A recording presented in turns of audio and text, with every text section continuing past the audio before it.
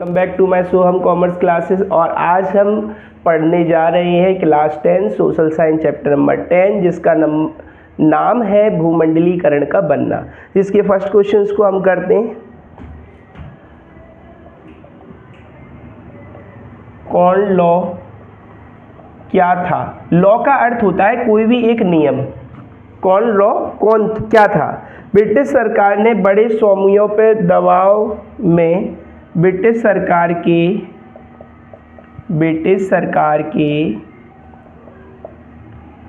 बड़े स्वामियों के दबाव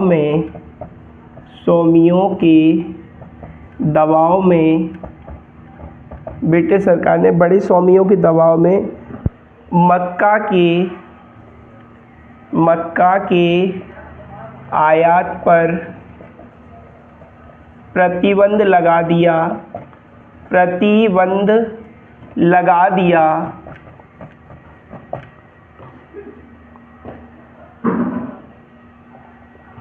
इस नियम को कॉर्न लॉ बोला गया। कॉर्न लॉ के नाम से जाना जाता है। ये फर्स्ट क्वेश्चन अपन ने अटेम्प्ट कर लिया है। सेकंड क्वेश्चन आता है विदेश में रह रहे उद्यमियों के नाम बताइए।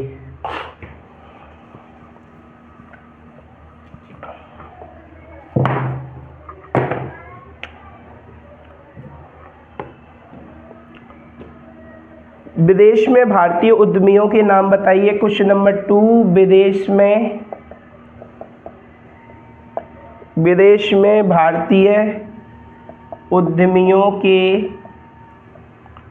वो होते हैं जो उद्योग लगाते हैं और लोगों को रोजगार देते हैं। जैसे धीरूभाई अंबानी थे, टाटा के जमशेदजी टाटा, घनश्याम दास बिरला, जिन्होंने क्या किया? उद्योगों की स्थापना की और लोगों को रोजगार दिया। उन्हें क्या बोलते हैं? उद्यमी बोलते हैं। तो उद्यमी कौन कौन से थे?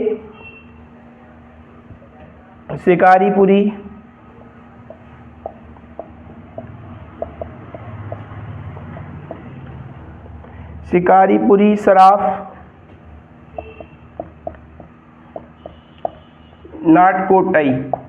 नाटकोटाई, ये दो विदेश में रहने वाले भारतीय उद्यमी थे।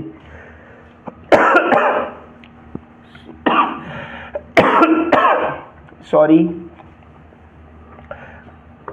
तीसरा क्वेश्चन है हायर परचेज व्यवस्था क्या है? तीसरा क्वेश्चन है हायर परचेज व्यवस्था क्या है? आपसे कभी कोई पूछे हायर परचेज व्यवस्था क्या है, तो आज के महंगाई युग में हर एक चीज़ के साधन को जुटा पाना एक मिडिल क्लास फैमिली के लिए आसान नहीं है। तो इस मिडिल क्लास फैमिली की समस्या को आसान करने के लिए हमारे यहाँ एक पद्धति लागू की गई जिसे हायर परचेज सिस्टम बोला गया। हायर परचेज सिस्टम क्या होता है? इसमें हमें कुछ पेमेंट डाउन तौर पे करना होता है और उसके बाद हमारा मंथली जो इंस्टॉलमेंट होता है उसके माध्यम से किसी चीज़ को किस्तों पे लेते हैं। इसे हायर परचेज सिस्टम के नाम से जाना जाता है। तो अपन लिखेंगे उत्तर में हायर परचेज एक ऐसी व्यवस्था है जो वस्तुओं को खरीदने में प्रत्येक वर्ग को सुविधा देता है और इसका भुगतान 1 या 2 वर्षों में चुकाना होता है। गाइस, आपको आई होप सो बात समझ में आ गई होगी। तीसरा क्वेश्चन आता है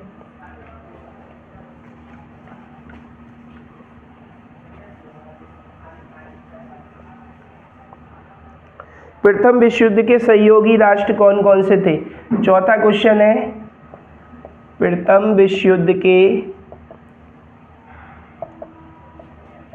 सहयोगी मित्र राष्ट्र कौन से थे, कौन से हैं? तो उत्तर में आप क्या लिखेंगे? प्रथम विश्व युद्ध में ब्रिटेन, प्रथम विश्व युद्ध में, देखिए जो विश्व युद्ध होते हैं ना वो एक देश की नहीं होते, संपूर्ण देश होते हैं ना उनके होते हैं, इसलिए इन्हें प्रथम विश्व युद्ध में अपने पहले ब्रिटेन, फ्रांस, रूस राष्ट्र सहयोगी मित्र थे। ये चौथा क्वेश्चन अपन ने कर लिया है कंप्लीट।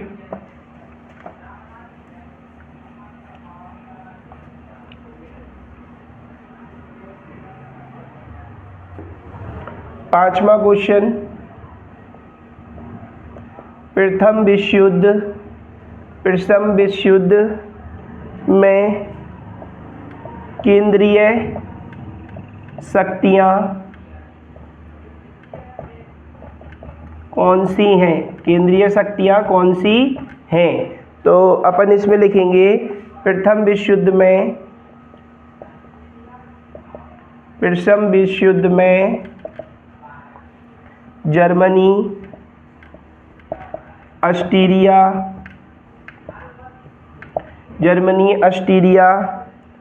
तुर्की, हंगरी एक देश है हंगरी, तुर्की भी देश है, केंद्रीय शक्तियां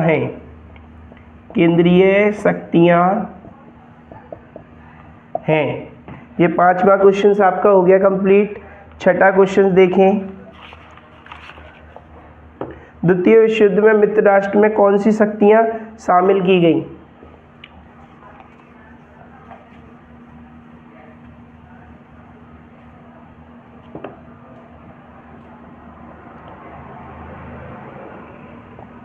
द्वितीय विश्व युद्ध में मित्र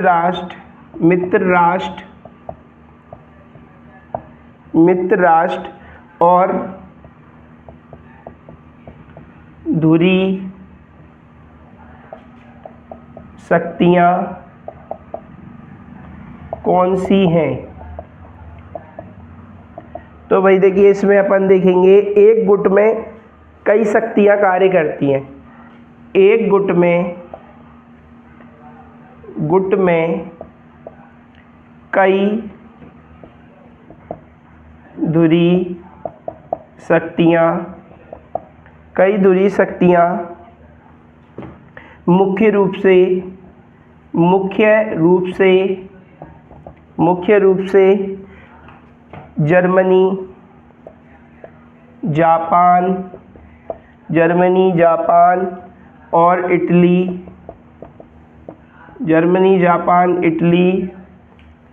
थी, तो दूसरा खेमा मित्र राष्ट्र में फ्रांस, अमेरिका,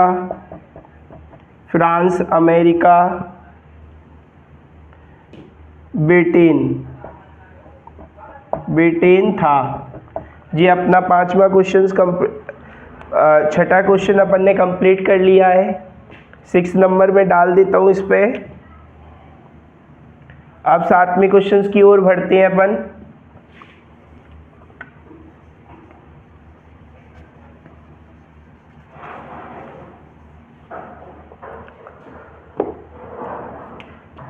वीटो विशेषाधिकार का क्या अर्थ है? 7वां क्वेश्चन आता है, वीटो विशेषाधिकार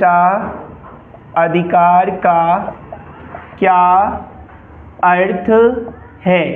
देखिए वीटो पावर एक ऐसी पावर होती है जैसे कि एक पावर ऑफ अटर्नी होती है, जो एक कंपनी के सारे डिसीजन जो मेकिंग होते हैं ना वो एक कंपनी के एक व्यक्ति को दे दिए जाते हैं, उसे पावर ऑफ अटर्नी कहते हैं। ऐसे ही एक वीटो पावर होती है। वीटो पावर एक ऐसा अधिकार होता है जिसमें सभी सदस्य असहमति करते हुए भी प्रस्ताव को पास नहीं कर पाते। तो देखिए सिंपल तौर पे वीटो विशेषाधिकार, वीटो विशेषाधिकार कोष्टक में लिख देंगे। वीटो विशेषाधिकार, इस अधिकार के सहारे, इस अधिकार के सहारे सदस्य की असहमति, सदस्य की असहमति किसी भी प्रस्ताव को खारिज करने का आधार बन जाती है। असहमति किसी भी प्रस्ताव को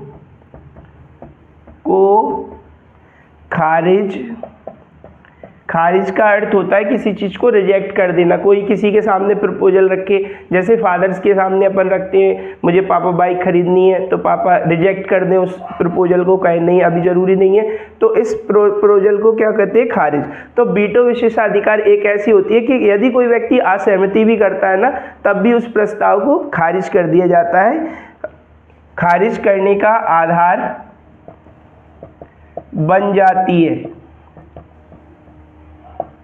7 क्वेश्चन अपन कंप्लीट कर चुके हैं। 8 क्वेश्चंस पे चलते हैं।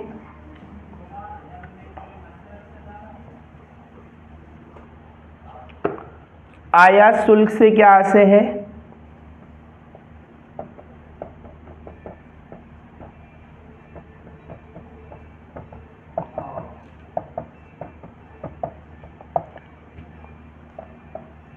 देखिए 2 प्रकार का हमारे यहाँ व्यापार होता है, आयात और निर्यात। निर्यात पद्धति उस व्यापार को कहते हैं जब हम विदेशों को माल भेजते हैं, और विदेशों से माल जब हम मंगाएंगे ना तो इसे आयात बोलेंगे। जब आयात होगा ना तो विदेश जिस रेट पे उस वस्तु को बेचना चाहेगा, जितना भी टैक्स लगा के बेचना चाहेगा, हमें उसी रेट पे उस वस्तु को खरीदना पड़ेगा, तो इसे अपन क्या बोलते हैं, आयात शुल्क। तो आयात शुल्क में आप क्या लिखेंगे, आयात शुल्क जब हम विदेश से कोई वस्तु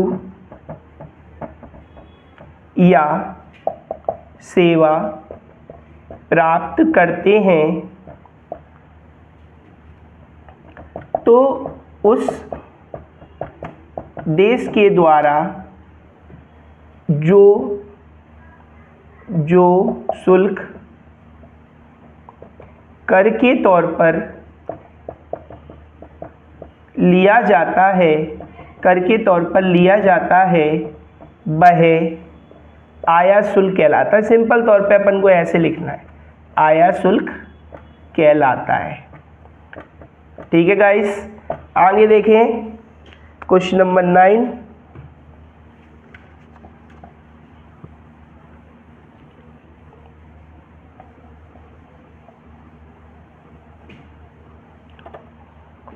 प्रथम विश्व युद्ध में औद्योगिक युद्ध क्यों कहा गया?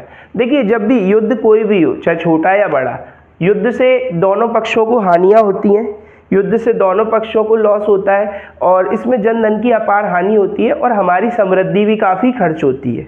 जो हम जितना भी इकट्ठा करते सारा उसमें झोंक दिया जाता है, तो हर चीज़ पर प्रभाव पड़ता है। यदि युद्ध होगा तो जितने भी हथियार वगैरह जो जिनका हम उपयोग करते हैं, तो ये सारा जो कर होता है, कर के रूप में जनता से ही, पब्लिक से ही वसूला जाता है। तो जब प्रथम विश्व युद्ध हुआ तो औद्योगिक युद्ध क्यों कहा गया? प्रथम विश्व युद्ध को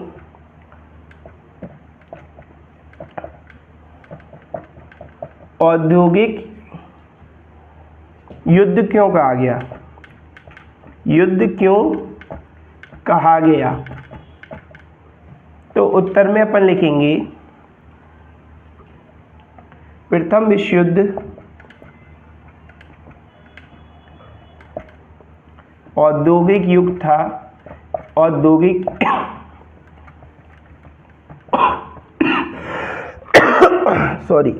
युद्ध था।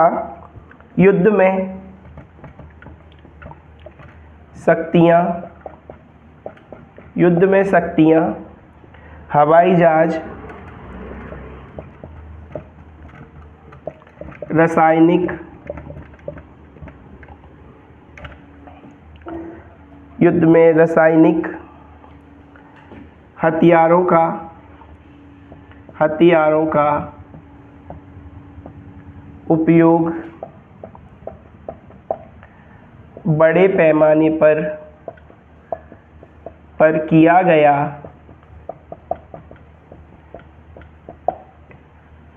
इसलिए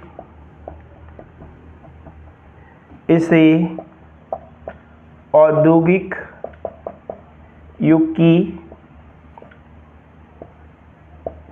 संज्ञा दी जाती है। इसी के साथ आज हमने चैप्टर 10 को कंप्लीट कर दिया। यदि आपको वीडियो अच्छी लगे तो प्लीज़ लाइक, सब्सक्राइब और